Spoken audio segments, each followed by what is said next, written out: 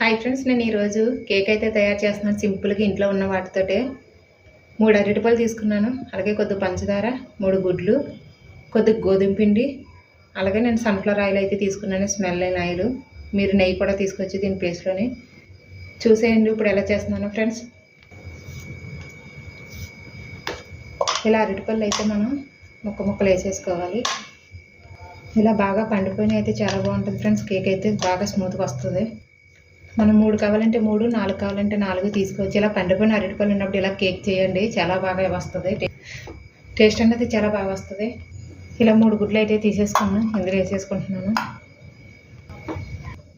ఈ కప్పు పంచదార కూడా వేసుకుంటున్నాను. ఆయిల్ కూడా వేసేసుకుంటున్నాను.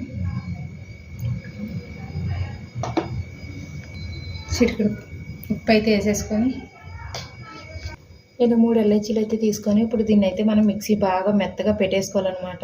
ఆగుతూ 5 మినిట్స్ పాటు మనం గ్రైండ్ చేసుకోవాలి. ఇలా మిక్సీ అయితే పట్టేసుకున్నాను. ఆగుతూ పట్టుకుంటే ఎలా వస్తుంది ఫ్రెండ్స్. చూడండి, మనకి ఎలా వచ్చేసింది కదా లిక్విడ్గా. ఇలా మనకి ఆగుతూ మనం మిక్స్ చేసుకుంటే ఇలా లిక్విడ్లాగా వచ్చింది కదా. ఒక గిన్నెకి అయితే ఇప్పుడు మిక్స్ చేసేసుకుందాం తీసుకొని. ఇలా ఒక గిన్నె అయితే తీసేసుకుని మనం ఇందులో పంపేసుకుందాం.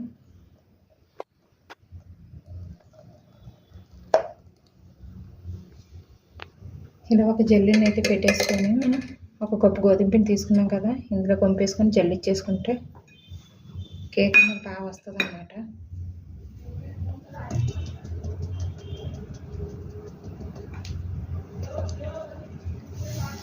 కేక్ ఎప్పుడు మైదా పిండితో కాదు కానీ ఇలా గోధుమ పిండితో కూడా చేయండి, చాలా బాగా వస్తుంది. నేనైతే 2 times 3 times అయితే చేశాను ఫ్రెండ్స్. టేస్ట్ బాగుంది, అందుకే ఇలా చేస్తున్నాను. అరటిపళ్ళు కూడా వేసి కొద్దిగా కుకింగ్ సోడా అయితే వేసేసుకుంటున్నాను. ఇప్పుడు దీన్ని బాగా మనం మిక్స్ చేసేసుకుందాం.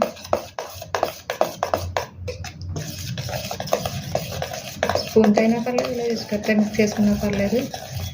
ఇలా ఒకే డైరెక్షన్లో మిక్స్ చేసుకోవాలన్నమాట మనకి.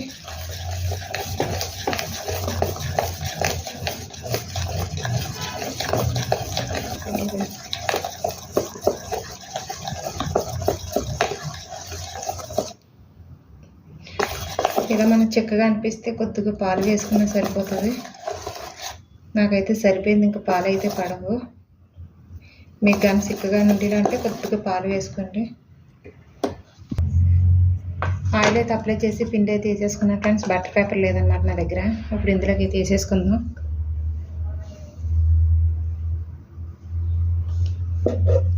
స్టీల్ గిన్నె కూడా బాగానే వస్తుంది. కేక్ టిన్ ఏమో నాది ఇంటి దగ్గర ఉండిపోయింది.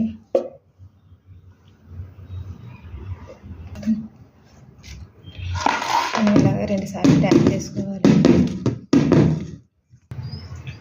ఒక 10 నిమిషాల ముందే లేదంటే 5 minutes ముందు అయితే వేడి చేసుకుంటే సరిపోతుంది. మనం ఇలా గిన్నెని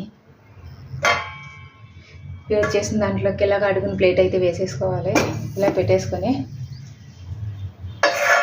ఒక 45 minutes పాటు సిమ్లో ఉడికించుకోవాలి, మీడియం ఫ్లేమ్లోనే. ఇలా మయ్యాన్ని ఒకసారి చెక్ చేసుకున్న తర్వాత ఇలా చాకును గుచ్చితే మనకు అంటుకోకుండా వస్తే కేక్ అన్నది రెడీ అయిపోయినట్టే. స్టవ్ ఆఫ్ చేసుకొని కింద దించేసుకోవాలి ఫ్రెండ్స్. మీకు నచ్చిలా ఉంటే ట్రై చేయండి, అలాగే లైక్ చేయండి, సబ్స్క్రైబ్ చేయండి.